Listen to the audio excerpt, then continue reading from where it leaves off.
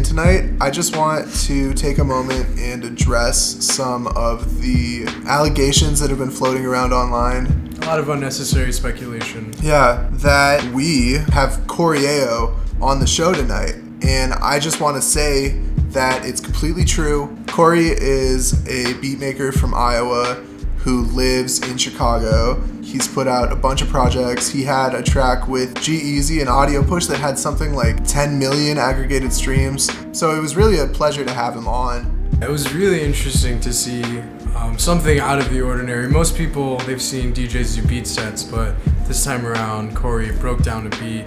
And not only that, he showed you how you can get more than one sample from the same beat. And ficka flip it. It was beautiful. So, stay tuned. Pleasuredome Unplugged, CoryaYo. Got anything you want to say, Andrew? Stay tuned. I really got into rock music as I grew up and became a teenager, and I loved all the 90s grunge rock and alternative Weezer and Nirvana, and Definitely. And then the more I dove into that, it really got me into different types of rock. I got into virtuoso guitarists and stuff, and a lot of classic rock like Jimi Hendrix. And then from there I picked up the guitar and I was super into it. I was in a church band when I was 16 or 15 to 18 maybe. Wow. And I got a lot of experience with music and just playing with other musicians doing that. And once I graduated high school and I was going through high school, I hurt my hand actually. And because of that, that kind of limited me on the guitar. And I started getting into other music because of that too. I was always into hip hop too, because my older sister would listen to it and she would turn me on to Snoop Dogg and Bone Thugs and Dr. Dre, people like that. But once I couldn't play guitar because of my hand injury, then I really dove deep into other styles of music, and I started finding my own favorites within hip hop, and I got into a lot of underground hip hop and instrumental stuff, as well as a lot of the classic 80s and 90s hip hop too. So Were you? That was when you were in high school? Yeah, end of high school, early college. Okay. And then from there, I started getting into more the mixtape hip hop wave, Currency and Wiz Khalifa and Lil Wayne and stuff like that. And I was always wondering, I started wondering who was producing these tracks and how the music was made. And that kind of led me into just doing my own research. I'm into a lot of the old Chicago soul music and kind of northern soul music, I guess you could classify it as, because there's Detroit and Chicago. There's a lot of groups though, the Montclairs, the Moments, Curtis Mayfield. But I love a lot of and then the Motown stuff Stevie Wonder and the Jacksons. And yeah. So I guess moving forward, you get the record and it's your first time. Maybe it's one of those ones that you take a risk, right? And you pull it out, you put it down, you play it for the first time, and you hear something. I want to know the process that goes into whoa, that's something that I want to sample, and then actually pulling it into a beat. Well, the first thing that when you're digging for samples, the thing that you listen for is usually open moments, where there's open chords or open drums, something that you could possibly take and then rearrange in your own way. So that's why there's a lot of records that have drum breaks from the funk and soul era. And there's a lot of records where there's open kicks and snares and stuff, and the fact that it's on vinyl too adds an extra texture to it. So it's really cool, and that's kind of what gave hip hop its sound early on. And I'll look for drums sometimes, and if I see a record that I know is popular and people have sampled before, then I'll get it usually, because you can flip a sample that's been used before in your own way too. But yeah, sometimes the other thing about, we were talking about rare records, is sometimes you'll find a gem for in the dollar bin section, really cheap. I found a few records like that. So then later on, after I want to say maybe the first 2 or 3, it really feels like that's when you started kind of finding your own voice more, not just like pulling not just pulling samples, right? Because you did it really well, but especially your more recent releases, the ones that have come out like this. You put out like 5 albums this year, right? Is that true? It feels like you put out. Yeah. So I did this little EP. It was called "Vibed Up in the Matrix," and that was like a few like trap kind of like style beats. Yeah. And some of those were samples actually, but some of those had like my own keys and bass lines and stuff. And then I did this project called Houseplants with my friend Walter Warm from LA. Mm-hmm. And we worked on that project back in October out in LA. And then that came out in February. And then I dropped that Raw project in March. And then I kind of just re-released the instrumentals for the Tangerine Avenue project, which was actually the first project I ever did. And that came out originally in the fall of 2014. Wow. And then we reissued it on cassette in 2015. And then I just released the instrumentals, so. But I have done a lot of projects. I think it's like up to like maybe 10 now overall. In like 3 years? Yeah, something like that.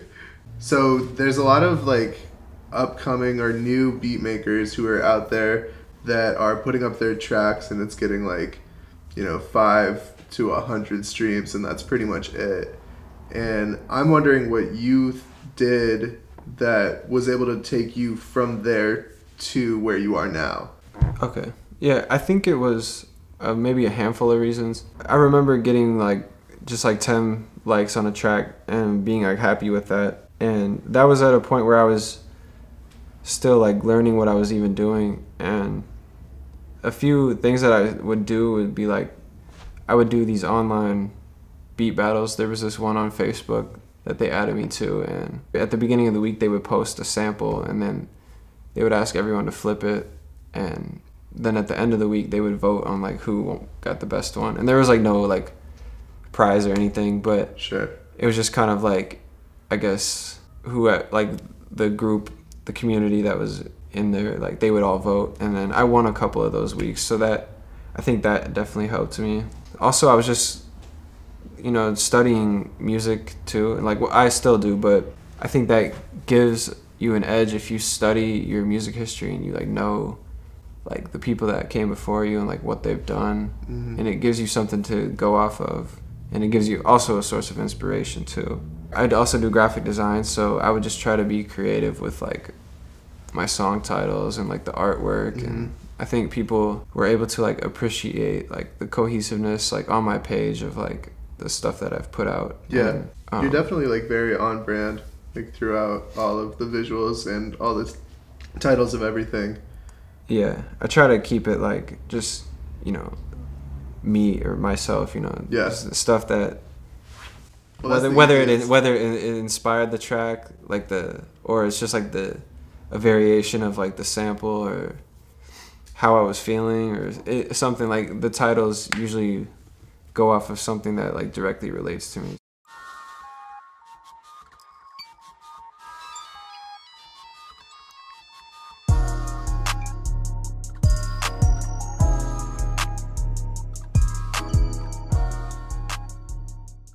Alright, so I'm gonna break down one of my old beats, how I made it, and like the thought process going into it, and basically how I did it. So it started off with this Wes Montgomery album, California Dreaming.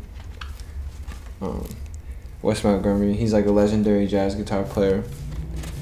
And I was just listening to the album, and there's a section that just caught my attention. I'll let it play here for a second.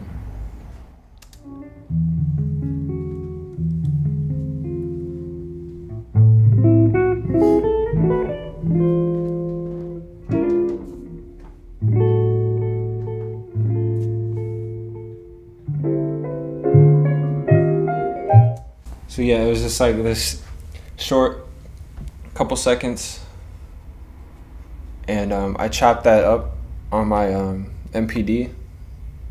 I sliced it up and chopped it, and came up with There's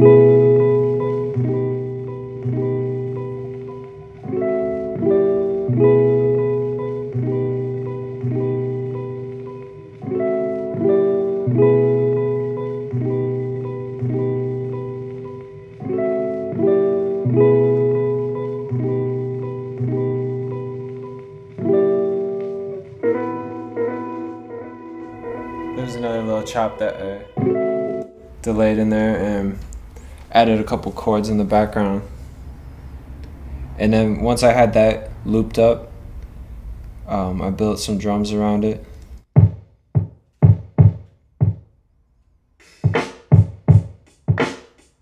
There's the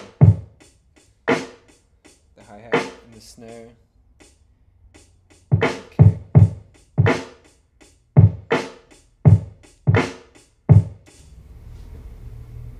And then with the sample,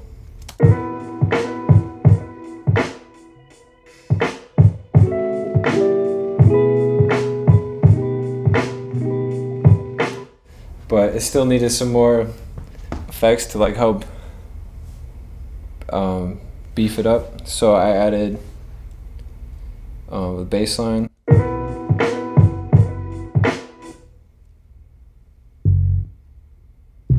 If you can hear that or not, but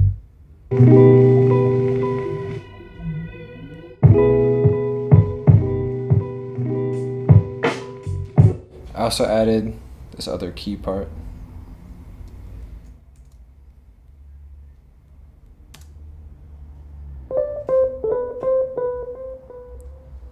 And that was just a simple electric piano.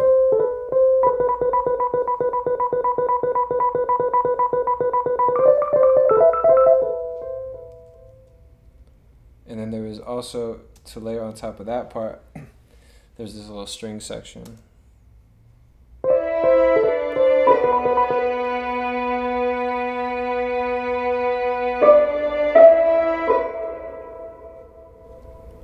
And then when you add it all together,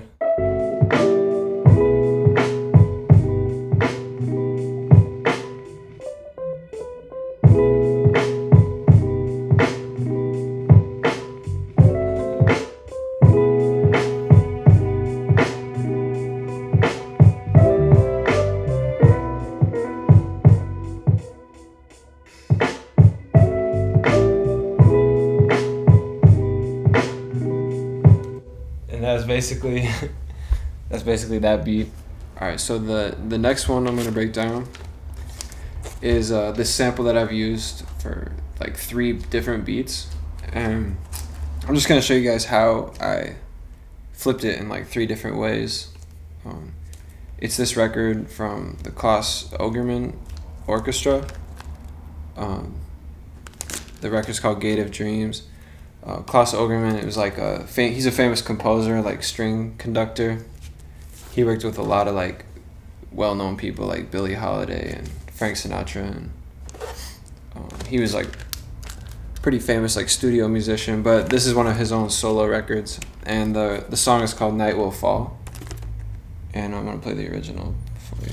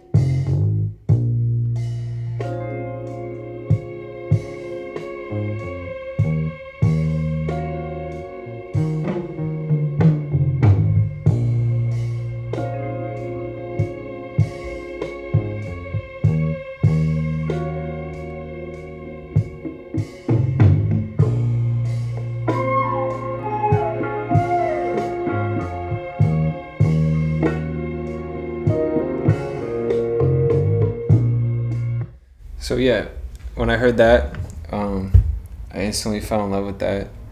it's like an 8-minute song, and it's like amazing strings. I got that record for really cheap too, which was amazing, and I don't think a lot of people know about it, so it was kind of a good find.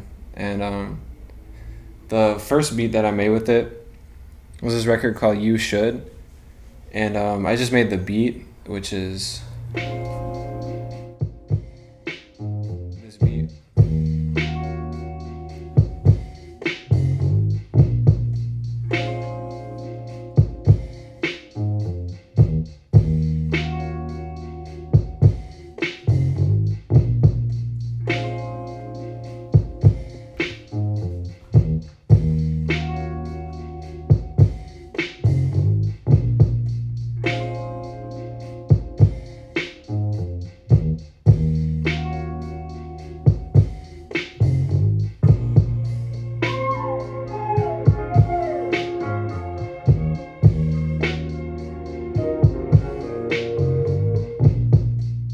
So yeah, you can hear I used like multiple parts of it, added like the crazy drums with it, and then I originally did that for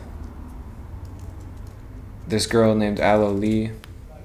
She's from London, and she sang over it.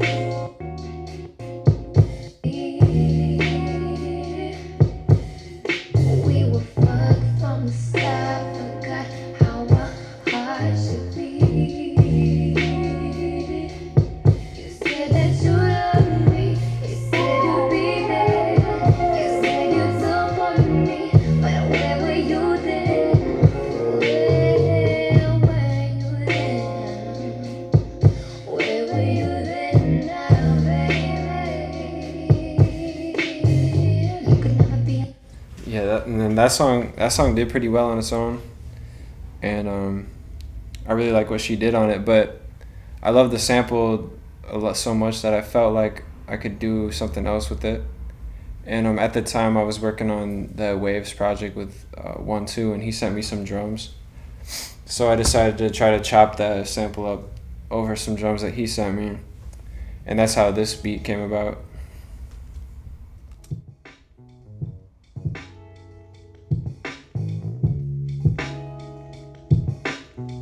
Pitched up a little bit, and I added a bass line too.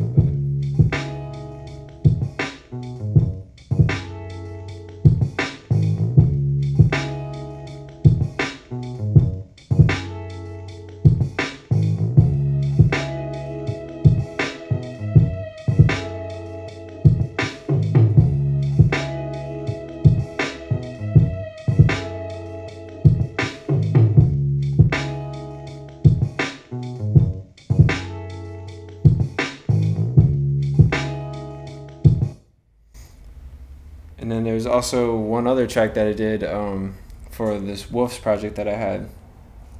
And I kind of took a similar approach to that one, but I added chopped my own drums on it, and I used some more like samples, and it has more of a real like melted like together feel. And this one.